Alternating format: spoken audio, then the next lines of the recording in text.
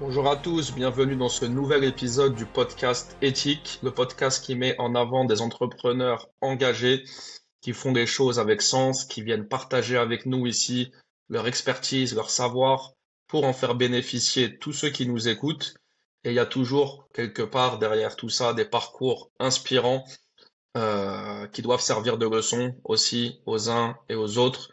Aujourd'hui, je reçois Yann Jarfo. Comment tu vas, Yann? Bonjour à tous. Ça va très bien. Écoute, La le temps est doux et puis on est content de ce climat un peu plus clément là ces temps-ci. Il fait C'est doux même en Auvergne, hein, parce que tu habites en Auvergne. Hein. absolument. Alors tout récemment, hein, l'Auvergne, mais c'est un choix de vie. Ouais, On va en la parler. verdure m'a attiré. On va en parler. Moi, Yann, je t'ai connu sur LinkedIn, comme la plupart d'ailleurs de mes invités, hein, puisque c'est un peu le point central, c'est LinkedIn de tout ce qui nous unit. Et Ouais, c'est magnifique les rencontres qu'on a pu faire. Je t'ai vu surtout à travers tes commentaires, parce que tu postes pas encore beaucoup, même si je t'invite à le faire vraiment. Parce que toi, Yann, aujourd'hui, tu es artisan couturier. C'est comme ça le terme? oui, tout à D'accord. fait. Donc en gros, ce qui nous explique rapidement, après on va revenir en détail, mais tu fabriques à la main des couteaux dans ton atelier. Absolument. Tu as très bien résumé le process. Euh, Je rajouterais que c'est du sur-mesure. Alors pas exclusivement, mais c'est une grosse partie de mon travail. Dans mon petit atelier, sans prétention, j'essaye de fournir un travail éthique, puisque je ne travaille qu'avec des gens qui fournissent des matières premières en local, la plupart du temps, même si parfois je peux me fournir, notamment aux USA, une qualité qui soit un peu plus forte. Euh, mais je fabrique à la main, exclusivement à la main. Donc j'ai le minimum de machines qui me permet de sortir des pièces que j'affectionne particulièrement parce que fabriquer un couteau, c'est comme élever un peu un enfant et le résultat final, le produit fini, euh, répond aux besoins du client, de l'acquéreur, qui au passage fait partie intégrante. Il participe intégralement au processus de fabrication en validant tous les choix de matériaux, de styles, etc. Je C'est peux, ouais, ouais, je peux en témoigner, hein. J'ai commandé moi-même un couteau chez toi et on est plein d'amis à avoir commandé. J'ai vu les pièces. C'est du grand travail de grande qualité. Donc il n'y a rien à dire par rapport à ça. Mais Yann, toi, t'as pas toujours été couturier. Moi, j'aimerais qu'on revienne un peu sur ton parcours déjà. T'es né où? T'as grandi où? Dans quel environnement?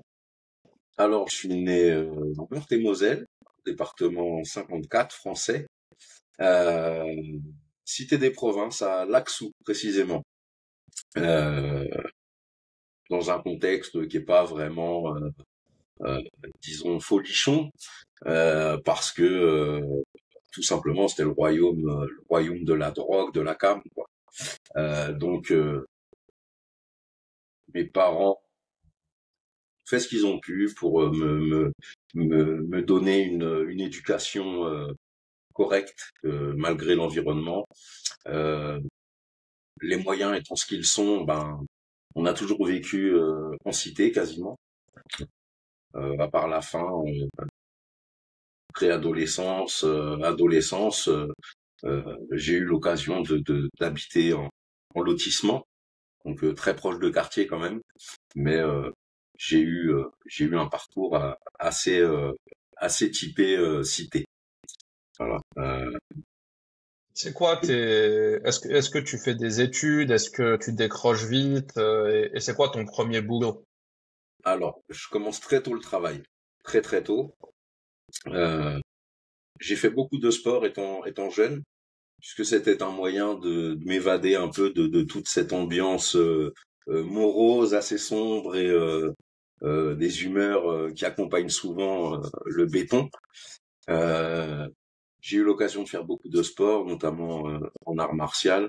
Et le parcours scolaire avec ça n'a pas été très probant. J'ai été bon élève jusqu'au moment où j'ai estimé qu'on ne m'a pas écouté. On n'a pas écouté mon besoin de perdurer dans le sport, tu vois. Et, euh, et donc mon père, qui connaissait à l'époque l'importance des études, m'a dit soit c'est le sport, soit c'est les études. Et de toute façon, c'est les études. Donc ça a été très rude pour moi cette phase-là. Et bon bah j'ai essayé quand même. Euh, j'ai poussé. J'ai pas le brevet, moi, j'ai pas le bac, j'ai pas de diplôme autre que sportif en tout cas. Euh, mais j'ai décidé de valider les choses qui me plaisaient. C'est-à-dire que j'avais un oncle qui était ébéniste. Et donc, il y avait un atelier de construction de meubles, de beaucoup de choses comme ça. Et je passais beaucoup de temps dans cet atelier. J'adorais le regarder travailler, la technique, euh, la façon de créer les choses avec ses mains et de voir sur son visage, même une fois la pièce terminée, la satisfaction et le bonheur de ce que le travail lui a permis d'accomplir. Et donc, je me suis nourri de ça un peu. C'était un peu ma verdure à l'époque dans le béton avec le sport. J'ai commencé à bosser à 16 ans, hein, des petits tafs à droite, à gauche, notamment en restauration. Dans le quartier, en bas de la tour, il y avait un café Kabyle. C'est mon tout premier taf. Dans un café Kabyle, à servir les cafés verts, etc. À entendre les anciens parler de l'époque Bouteflika. Bah, j'ai connu tout ça. Et à 17 ans, euh, donc ce que je considère comme mon premier vrai boulot, je me suis engagé en tant qu'EVAT, donc engagé volontaire de l'armée de terre, euh, parce qu'il fallait que j'assume ma vie. À l'époque, j'avais une copine, hein, qui était juste une copine, mais on n'a pas fait attention. Et puis, il est arrivé un moment où, bah, on va appeler ça l'amour, hein, parce que c'était le cas quand même. Euh, est arrivé un enfant, donc il a fallu que j'assume cet enfant, et j'ai fait le choix. 17 ans, il y a pas grand choix à faire. Hormis ceux qui font des études un peu plus poussées, bah, pour le travail, c'était l'armée, quoi. À l'époque. Donc en 97, je m'engage. Et puis je fais ça jusqu'en 2002. Euh, je pars un peu à l'étranger. Donc ça me permet de voir des cultures différentes, voir un peu plus que dans le quartier, puisqu'il y avait déjà un peu toutes les religions, toutes les... Est-ce que tu vas dans des conflits armés ou c'est ton armée, toi, ça a été juste des entraînements, des... Non, non, je pars relativement rapidement. Dès la seconde année d'engagement, je pars en OPEX. Euh, bon. Et puis je constate des choses qui font que bah, ce que la première année je pensais être acquis n'est pas acquis du tout parce que c'est pas forcément ce qu'on croit. Alors j'en ai appris beaucoup sur moi-même. Euh, j'ai été capable de me rendre compte que je pouvais faire des choses qui pour moi semblaient inaccessibles humainement. On se fait des potes, on est. Mais j'ai toujours cet esprit critique et j'ai besoin de creuser dans le fond pour trouver un sens à ce que je fais, parce que c'est important pour moi. Je mets juste un niveau de détail. Tu vas Oui, dans quelle région du monde à ce moment-là? C'est où que tu vois des choses vraiment dures? en Afrique, Quel pays? Plusieurs pays? Sierra Leone, Pendant notamment quelle année là? 2001. D'accord. Donc chaud. Euh, oui, mais bon, t'as pas le choix, c'est comme ça. Et puis c'est un choix que j'avais fait, donc je suis obligé de l'assumer. Euh, si tu veux bien, je passerai les détails de ces Bien sûr. des expériences très fortes, mais qui m'ont élevé malgré tout. Euh, et donc Combien de... Ouais, du coup, vas-y. Combien d'années à l'armée en tout? 5 ans, bah, c'était le contrat. J'ai signé pour 5 ans et je n'ai pas reconduit. Hein, je trouvais pas mon compte euh, du tout. Donc j'ai fait mes 5 ans tant bien que mal. À partir de la troisième année, c'était très très compliqué. Pardon. Je suis revenu en France et rapatrié parce que on m'a annoncé une mauvaise nouvelle. C'était une perte. Bon, je suis rentré pour ça et j'ai fini mon contrat en France. euh, Tant bien que mal, et retour au civil, donc je me suis porté sur ce que je savais faire, ce que j'avais pu apprendre à l'armée, les compétences que ce parcours m'avait donné, et je suis parti en sécurité privée. Euh, donc j'ai fait un peu le videur, etc. Bon, ça a duré un peu, hein, puisque retour au civil, j'ai aussi pris le boulot, je me suis réfugié dans le boulot, donc j'avais deux boulots. Le jour, je faisais de la restauration. Alors j'ai commencé comme plongeur, et puis j'ai monté petit à petit les étapes qui m'ont mené à finir chef de salle. Et la nuit, le week-end et souvent en saison, je faisais le videur. Donc ce qui m'octroyait euh, un niveau de vie qui m'occupait beaucoup l'esprit et qui me permettait de faire ce que j'avais envie. Donc c'était un bon moyen de continuer le chemin. Euh, Donc, juste quand tu es à l'armée, oui, cette perte, on peut dire que c'est la perte de ton enfant. je peux le dire, oui, c'est ça. Voilà, évidemment, c'est très douloureux, on va pas donner aucun détail, mais quand tu es à l'armée, donc tu as cette perte de ton enfant, de ton petit enfant, tu reviens et la vie continue, faut assumer, faut travailler. Donc videur, les salles, le service. Oui. Là, t'as quel âge à ce moment-là à ce Alors moment-là de ta vie? je commence vraiment à reprendre le travail dans le civil. J'ai 23 ans. D'accord. Et toujours en région parisienne, hein. Ah, oui, alors j'ai fait beaucoup de saisons, donc j'ai beaucoup voyagé en France. Une fois, on a fait le calcul avec mon petit frère et il m'a dit, mais t'as fait combien de tours de France comme ça en rigolant? Je dis, mais non, je suis pas coureur. Et quand même, j'ai voulu répondre à la question. J'ai fait à peu près 3 tours de France. Donc j'ai fait des saisons en Bretagne, j'ai fait des saisons en Haute-Savoie, dans le Sud-Ouest, dans le Nord-Est, frontalier notamment avec la Suisse. Euh, j'ai fait beaucoup d'établissements. Et puis je me suis fixé à un moment donné parce qu'on fatigue des voyages, hein, c'est très instructif. On rencontre beaucoup de gens spéciaux, uniques, euh, des gens formidables hein, pour la plupart, hein, même s'il y a toujours une ou deux brebis galeuses qui traînent dans l'eau, hein, c'est normal, comme partout. Puis je me suis posé à Paris euh, et j'ai bossé en brasserie. Et puis là, j'ai fait du service, du bar, et la salle, c'était quand même mon truc puisque je m'éclatais simplement, hein. Il y avait une manière d'être efficace et euh, et en même temps cette réminiscence du sport. Parce qu'en salle, en brasserie, bon sur un service, t'as plusieurs services, hein. À l'époque, c'était des clients comme alors avant qu'ils déménagent, j'avais tout Canal Plus quasiment qui venait à la brasserie se restaurer le midi. Et donc, c'était plusieurs services pour le midi, notamment. Ça tournait autour des 110, 120 couverts par service. Il y en avait deux. Hum, Donc, il y avait la masse de travail qui me permettait d'être encore une fois très occupé et, euh, et donc pas trop à ressasser les mauvaises pensées. Voilà. Tu l'as évoqué tout à l'heure, tu as grandi dans un quartier avec de la Oui, mixité, tout le monde se tout à mélangeait avec tout le monde. Donc fait. toi, depuis tout petit, c'était quelque chose qui était naturel pour toi, ou c'était un peu les parents qui te disaient ne te mélange pas trop, mais toi tu te mélangeais quand même.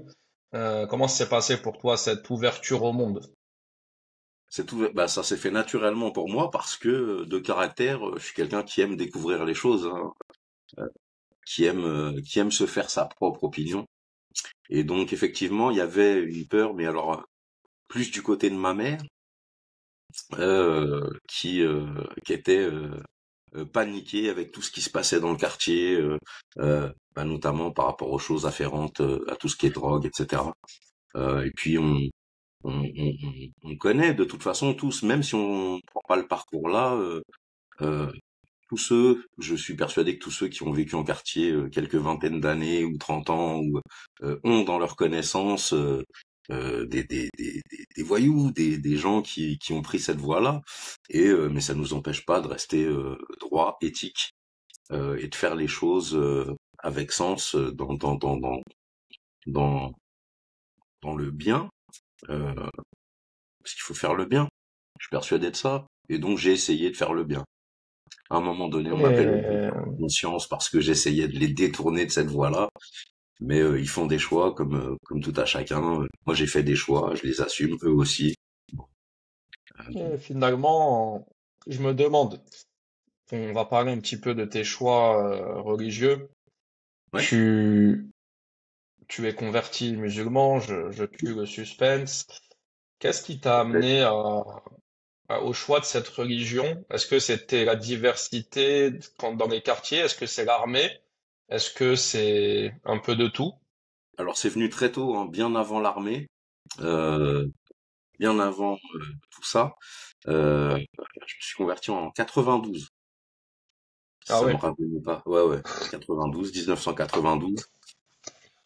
Et c'est venu parce que ça me paraissait naturel. En fait, quand j'entendais parler les uns, les autres, notamment au quartier, euh, une chose à savoir, c'est que j'étais plus souvent chez les voisins que chez mes parents. Ouais. Donc, je me suis nourri un peu de toutes ces cultures-là pendant longtemps. Euh, Ils me considéraient comme quelqu'un de la famille quasiment. Tellement j'étais chez eux, tellement ils avaient pris l'habitude de me voir et de partager des choses avec moi, notamment les repas et puis d'autres choses aussi spirituelles. Euh, à l'époque, mon meilleur pote Samir Kabil, son père me donnait beaucoup de conseils, beaucoup de conseils que j'ai appliqués et qui m'ont beaucoup aidé. Et j'avais une relation avec tout ce monde musulman euh, qui m'a donné envie d'aller plus loin parce qu'à un moment donné, je me sentais bloqué parce que je ne comprenais pas ce qui se passait ou j'avais pas les connaissances nécessaires pour avoir une réponse à donner et participer activement à ce qui se passait. T'as Et reçu une éducation plutôt athée ou plutôt catholique, toi? alors de base, c'est plutôt catholique et ça m'a pas attiré du tout et j'ai été longtemps athée et avec le recul, toute cette période où j'ai été athée, euh, ça m'a pas fait évoluer moi-même. C'est-à-dire que forcément, je me bridais sur certains sujets, je les mettais de côté carrément sans m'y intéresser plus. Et mais dans la vie, j'ai constaté que si je m'étais intéressé à ces sujets-là que j'avais mis de côté quelques années, j'aurais pu avoir des réponses personnelles beaucoup plus facilement euh, et qui m'auraient aidé à faire peut-être de meilleurs choix. Je ne regrette rien, mais enfin si, je regrette de ne pas avoir eu le déclic, même plus tôt, de m'intéresser à tout ça vraiment, parce que ça m'a permis de creuser, d'en apprendre sur moi-même, et donc d'évoluer avec les autres de manière plus constructive et plus objective. Mais j'ai été baigné depuis tout petit avec le mélange, le métissage. Je traînais à l'époque, on jouait au foot en bas de la tour. Il y avait un terrain. Bon alors c'était pas un terrain pelouse verdure, c'était un terrain en dur. Hein, on jouait souvent avec une balle de tennis d'ailleurs. Mais il y avait de tout. Après on jouait avec les Maliens, on jouait avec les Algériens, les Marocains, les Gitans. Il y avait tout le monde. Euh, les Vietnamiens, les Laotiens, tout le monde, tout le monde. Il y a un truc qui est intéressant parce qu'on en a déjà discuté, c'est que la religion, c'est un cheminement. Il y a des hauts, il y a des bas. Oui, C'est pas uniforme. Parfois, les gens font des raccourcis. Donc, le français qui s'est converti, ça y est, c'est un gars, il est à fond, machin, tout le temps à la mosquée. C'est important d'expliquer. Et toi, t'en es la bonne illustration. Je pense que tu as eu des phases et des épisodes dans ta religion qui font que ça a varié, quoi. ah c'était, mais comme tout converti, je pense, hein, Alors j'ai eu une facilité parce que, bah, notamment au quartier, euh, ça m'a ouvert des portes, ça m'en a fermé, mais ça m'en a ouvert beaucoup euh, en termes de contact et de partage. Euh, Ensuite, pour, j'allais dire ma communauté, c'est pas ça le vrai terme, mais pour les gens qui sont cathos, dans ma famille notamment, moi j'ai eu droit à toutes sortes de choses impensables. J'étais un traître. J'étais le traître, tu vois. Hmm. Euh, ou même encore au jour d'aujourd'hui, bon, je fabrique des couteaux. Euh, on ose me dire bon bah s'il se passe un truc, si c'est toi qui as vendu, on sait à qui s'adresser, tu vois. Enfin, le Ouais, genre de gravité que je subis là-dessus.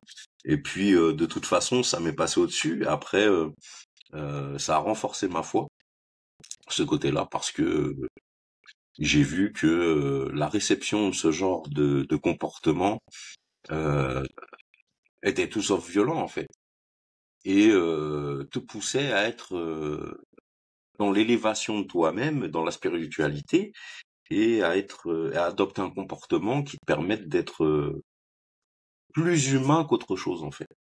Et donc ça a renforcé ma foi. Euh, Comme tu l'as dit et précisé à très juste titre, il y a et tout n'est pas rose dans les parcours, hein, y compris religieux. Notamment pour moi, il y a eu des périodes où ce que j'appellerais a eu lieu une fracture, euh, une perte de compréhension par rapport aux événements, euh, parce que ma foi me permettait de m'élever et de faire le bien, ou en tout cas d'être meilleur que la veille pour moi-même et pour les autres du coup.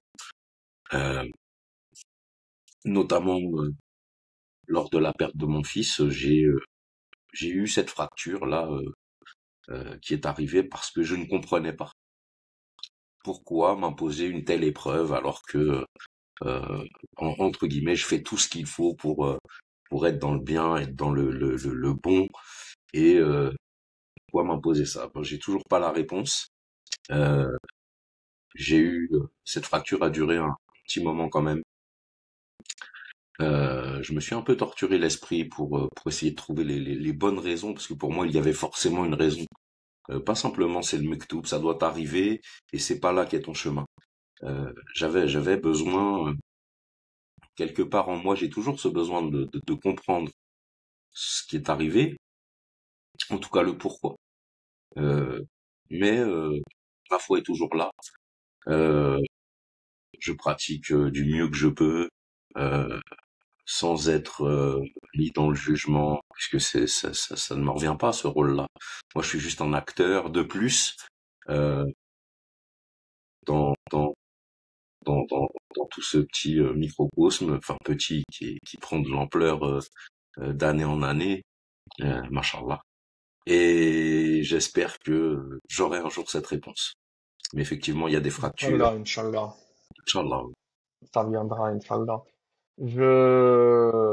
C'est important qu'on comprenne bien le bonhomme avec tous ces éléments-là. Ouais. Maintenant, je veux revenir un peu sur ton métier aujourd'hui, les couteaux. Tu nous as dit que tu voyais les tontons ébénistes. Peut-être ça a déjà commencé à éveiller.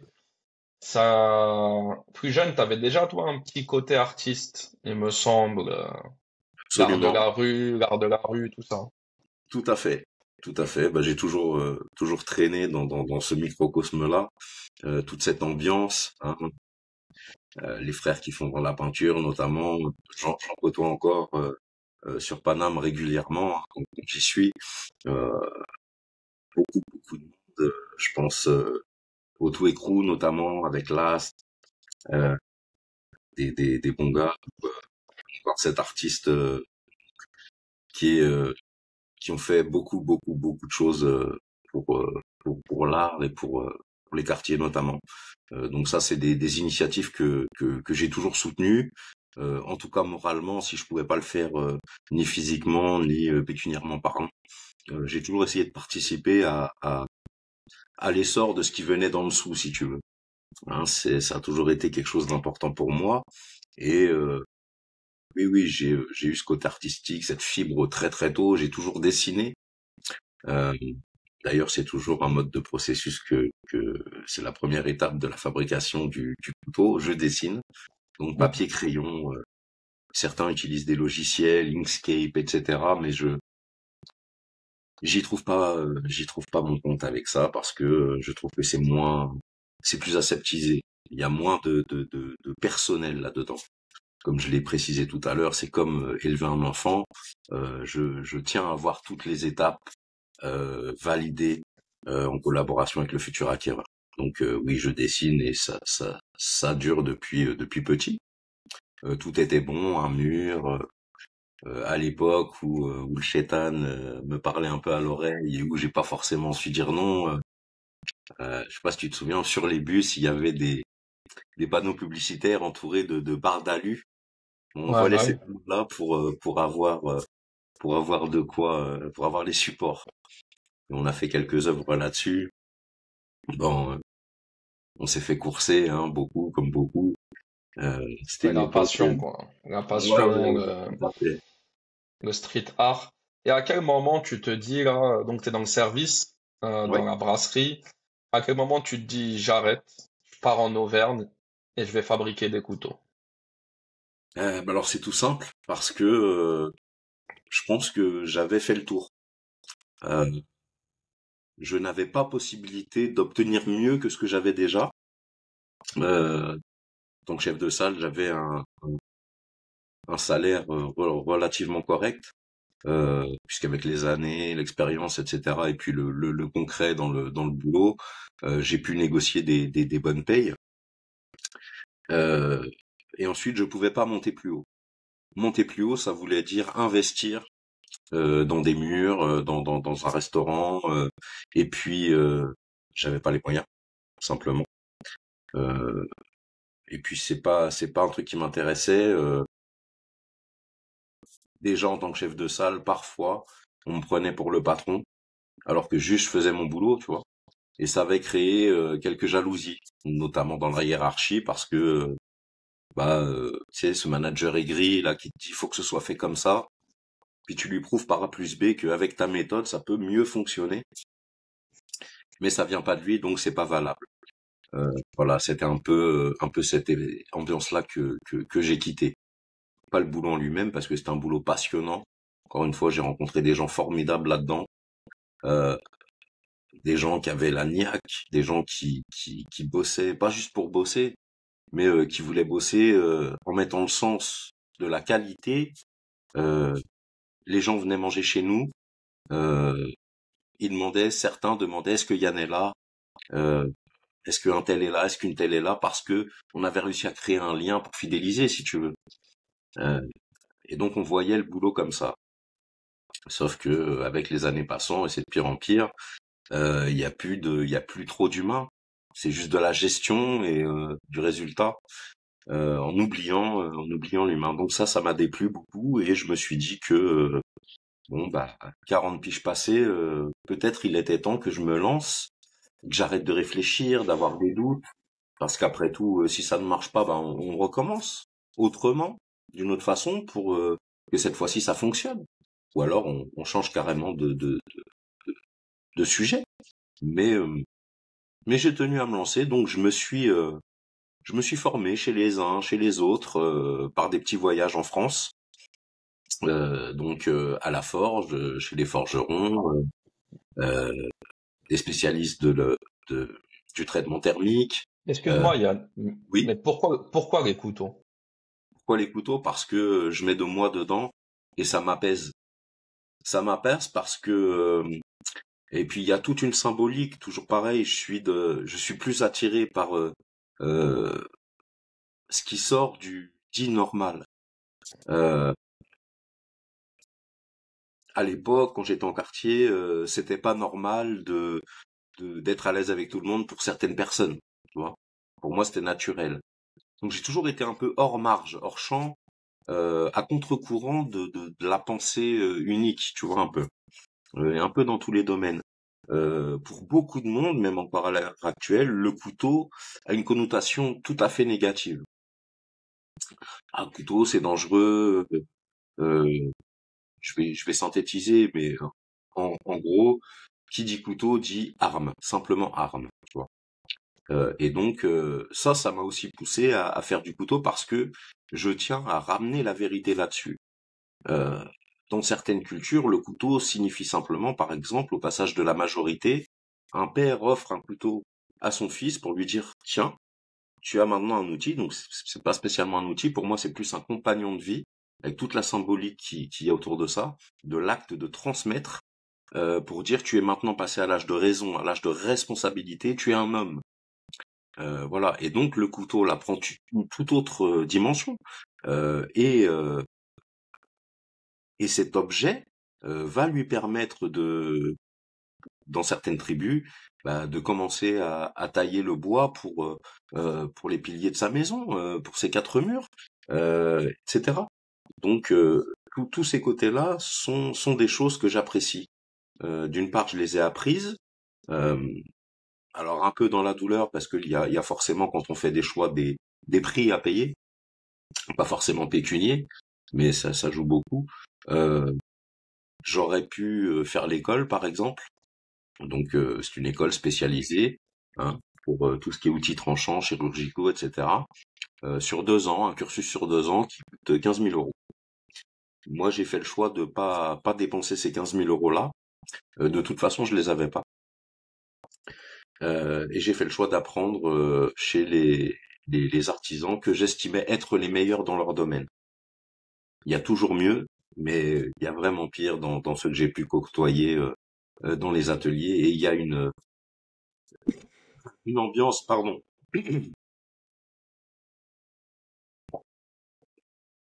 Il y a cette ambiance de réciprocité, de partage, de connaissances, dans l'apprentissage des choses.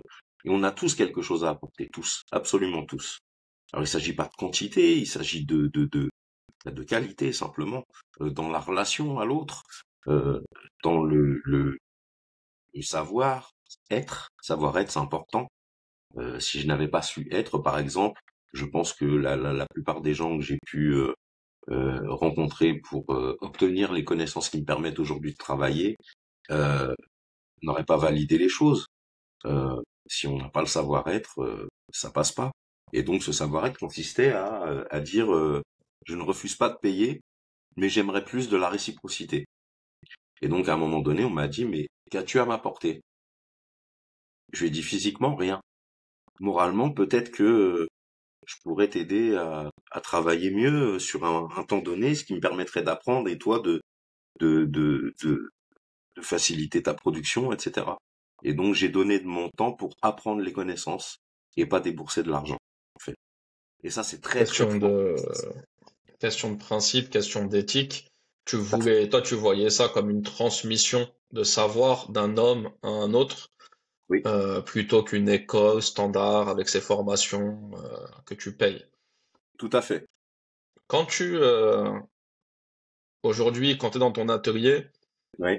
tout seul, pendant des heures, à fabriquer, même des jours, hein, à fabriquer un couteau, comment tu bosses? Tu mets de la musique, tu mets rien, tu fais le silence, est-ce que c'est un exutoire quelque part?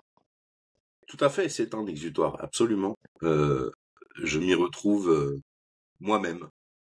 Euh, alors, c'est des pensées qui sont différentes de ruminer les mauvaises choses qu'on a pu vivre. Euh, c'est construire un couteau, pour moi, le fabriquer, l'étudier, le faire évoluer, c'est une manière de m'élever en même temps. C'est-à-dire, je vais faire mieux que la fois précédente. Je vais essayer en tout cas. Euh, je vais répondre aux besoins d'un client qui a une demande spécifique. Je me dois de proposer une solution qui soit viable et garantie. Et donc, de temps en temps, je vais pouvoir mettre de la musique parce que c'est une tâche qui va me permettre d'en même temps me recentrer. La musique aide à se recentrer. De temps en temps, je vais bosser juste avec le bruit des machines parce que j'ai besoin d'avoir un process très rythmé, mais pas divertissant. Euh, donc tout dépend de l'humeur, du climat aussi, hein. Quand il pleut, j'aime mettre un peu de musique puisque ça égaye un peu plus l'atelier qui est très sombre, hein, de base. J'ai deux néons. Quand il fait beau, j'ouvre en grand et j'ai de la lumière naturelle qui m'aide, mais c'est très spécifique selon les jours, selon l'humeur. Sans plus attendre, est-ce que tu nous montres un peu tes pièces? Oui, oui, je peux. J'ai Bah ce moi qu'il faut. j'aimerais, je pense que tout le monde a envie de voir, on en a tellement parlé. Présente-les-nous un petit peu, raconte-nous. Pas de souci.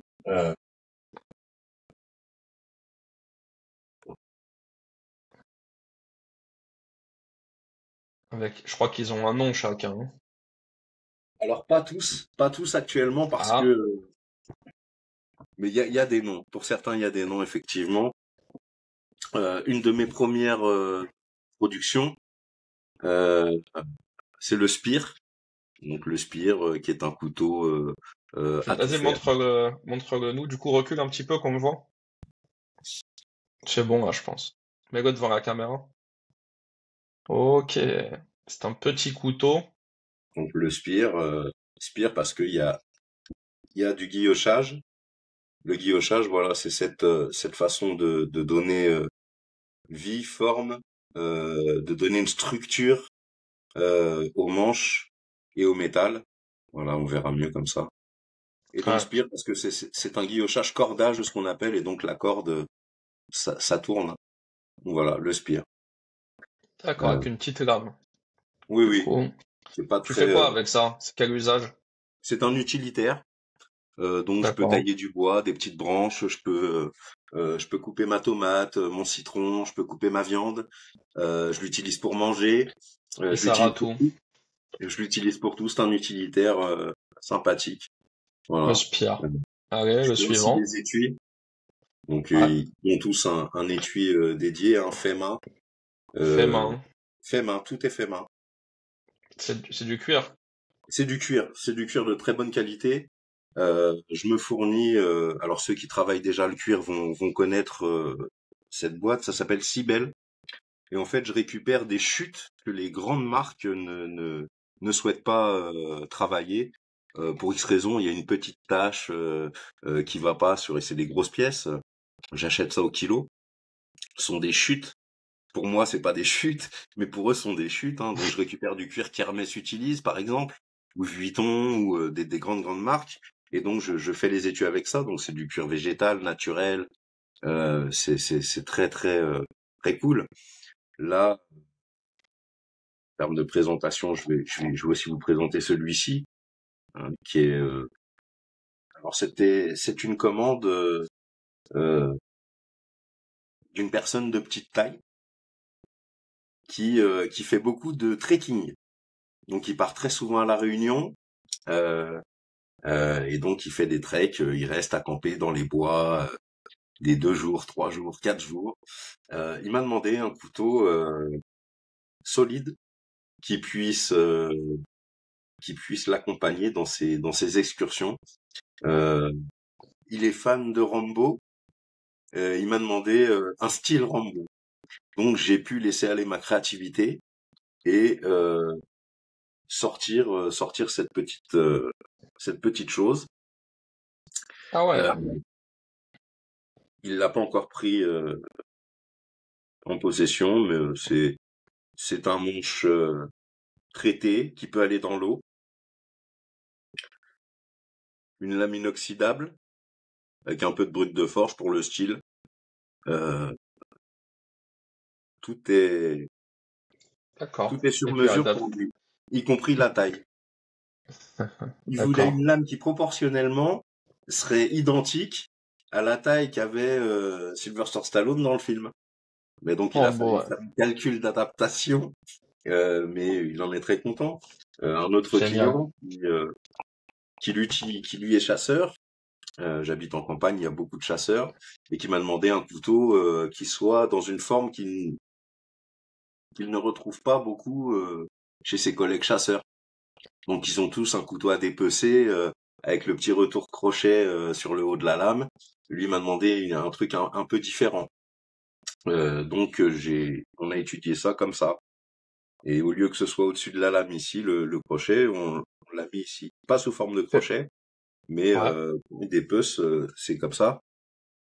Il prend la peau, ça coupe en dessous, et la peau, tu vois, Fais ça voir prend la le peau. manche un peu. Ouais, fais voir la manche. Alors, recule un peu. D'accord.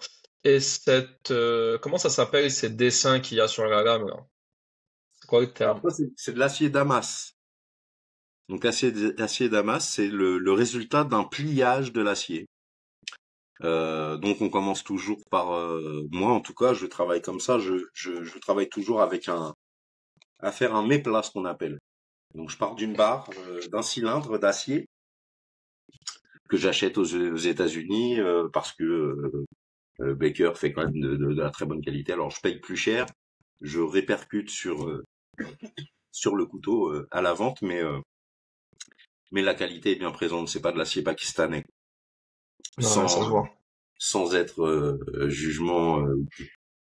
Bon, Je c'est dirais juste une qualité supérieure. On aime nos frères pakistanais, il n'y a pas de tout à fait. problème. Mais la Voilà. qualité de Et l'acier ouais. T'en est as un quatrième à supérieure. nous montrer? Oh, j'en ai d'autres, oui, j'en ai beaucoup d'autres. Par Allez, exemple, montre-nous un truc un peu plus costaud, là. Il y a pas, il nous a un peu montré des plus trucs assez, costaud. ouais. On a vu des modèles assez petits jusqu'à maintenant. Allez, pour terminer. Allez, il en faut pour tous les goûts, hein. Alors plus costaud, je vais avoir ça. D'accord. Donc couteau d'extérieur, hein, pareil, acier Damas, lame Tanto. Euh, voilà, ça c'est une étude que j'ai fait tout seul, comme un grand. Je savais pas quoi faire, j'ai sorti ça. Disponible, Joli, hein, joli. si ça t'intéresse. Mais Bien on peut. sûr. Ouais, bien. Il y a une dureté. Donc le HRC, c'est ce qu'on appelle l'échelle de Rockwell, hein, c'est ce qui détermine la dureté de la lame et l'utilisation qu'on peut en faire. Là, on peut tailler, on peut couper des sections de bois. Il y a une dureté qui est équivalente à 62 HRC, ce qui est très très dur. On peut s'attaquer à de l'acier galvanisé sans problème. C'est des couteaux qu'on peut garder à vie, ça? Absolument, absolument. C'est pas juste un outil en fait, c'est un compagnon de vie. Si l'entretien est méticuleux, on peut transmettre aux enfants, tu vois, notamment par Ouais. rapport à certaines cultures où traditionnellement on donne à l'enfant lorsqu'il passe la majorité en lui disant c'est là, c'est maintenant, tu es un homme, tu peux avoir ce couteau et faire quelque chose avec pour valider ces étapes-là. Donc construction de cabane, construction suivant l'endroit de la planète où on se situe, certaines tribus fonctionnent comme ça. Ça peut Et être. toi, ouais. Et toi, t'aimerais que ton fils reprenne le flambeau de la fabrication de couteaux? Alors mon souhait, c'est que mon fils fasse exactement ce qu'il a envie de faire dans la vie. Ça, ce serait une vraie réussite. Euh, je peux lui apprendre les choses. Il s'intéresse déjà d'ailleurs. Je peux lui apprendre ces choses-là, mais c'est très compliqué à l'âge de 5 ans d'être dans un atelier de coutellerie parce que c'est dangereux. Moi-même, je me blesse parfois, un petit coup de fatigue, on n'est pas omniscient, on peut se blesser et bon, il fera ce qu'il veut, mais je ne ferme pas la porte à son désir de faire des couteaux. Tout à fait. C'est une bonne réponse, je trouve. Je suis parfaitement d'accord avec toi. Et quand on est parent, je pense, c'est qu'on a du bon sens. On comprend vite que finalement, notre rôle, c'est de faire en sorte que nos enfants arrivent à s'épanouir dans ce qu'ils aiment. Et Absolument. je suis bien d'accord avec toi. Yann, on arrive à la fin de cet Ouais. épisode. Tu nous as partagé énormément de choses, je t'en remercie. Avec C'était, plaisir. je pense, l'épisode le plus intense que j'ai enregistré jusque-là, en Ouais. termes de vécu, en termes de parcours, en termes de transmission. Tu as partagé des choses fortes avec nous et je t'en remercie. Je sais que c'est pas forcément évident. Avec plaisir. Je, Et, et je te laisse le mot de la fin. le mot de la fin, bah écoutez, j'estime, déjà, je voudrais te remercier, Djilali, parce que euh, Bon, bah, pour moi, c'est pas simple parce que c'est la première fois que je pratique un exercice tel que celui-ci. J'espère ne pas avoir été trop à côté de la plaque, si j'ose dire. C'était très bien, c'était très bien. Merci beaucoup. Et puis, j'espère que cette façon de découvrir un peu le bonhomme que je suis mènera des gens à s'intéresser un peu plus, euh, que ce soit à moi par ailleurs ou à mon domaine, la fabrication de coutellerie. Euh, je suis disponible pour toute personne qui a l'esprit ouvert, bon, et qui souhaite partager ou avancer, ou me donner même des précisions. On en apprend tous les jours. Aujourd'hui, j'ai appris que je pouvais parler de moi aussi, euh, ce qui est pas un exercice simple pour quelqu'un comme moi, qui est plutôt dans la discrétion, qui est plutôt dans je fais pas trop de bruit, euh, hormis dans mon domaine d'expertise. Mais en tout cas, je te remercie j'estime que c'est une chance d'avoir fait Avec cette. plaisir, avec plaisir. Comment on te contacte où de façon préférentielle si on veut commander des couteaux? Et moi, j'invite tout le monde à commander des couteaux à Yann parce que c'est l'artisanat, le vrai, en Auvergne, des vrais matériaux, c'est éthique, ça respecte l'environnement. Il les fait avec son âme et sa sueur. Ouais. Donc, comment on te contacte là si on veut commander? Eh ben, c'est simple, on me contacte par message au 06 50 Je vais 42 mettre, je vais mettre le numéro de toute façon. 06 62 50 42, vas-y, finis si tu l'as. 60. Ah, attends, je recommence. 06 50 42 72 48. On y On va est le mettre dans la description. avec Il plaisir. est Yann Jarfo. Vous pouvez aussi le trouver sur LinkedIn. Si vous n'avez pas envie de l'appeler, envoyez-lui un message sur LinkedIn. Il vous renseignera avec plaisir sur ses couteaux, sur ses œuvres, ses créations. Et vraiment, en plus, les prix sont plus ou moins élevés selon la pièce, on va le dire. Mais ça reste des prix pour de telles œuvres encore totalement accessibles aujourd'hui, Absolument. en tout cas. Attention, les œuvres d'art avec le temps, ça devient de plus en plus cher. Donc allez-y, allez voir Yann, n'attendez pas. Et c'est un compagnon de vie, le couteau.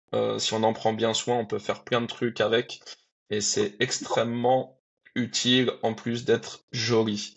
Yann, merci beaucoup. Merci à tous de nous avoir écoutés aujourd'hui. J'espère que vous avez appris plein de choses et je vous dis rendez-vous au prochain épisode et restez éthiques surtout. Important l'éthique. Merci.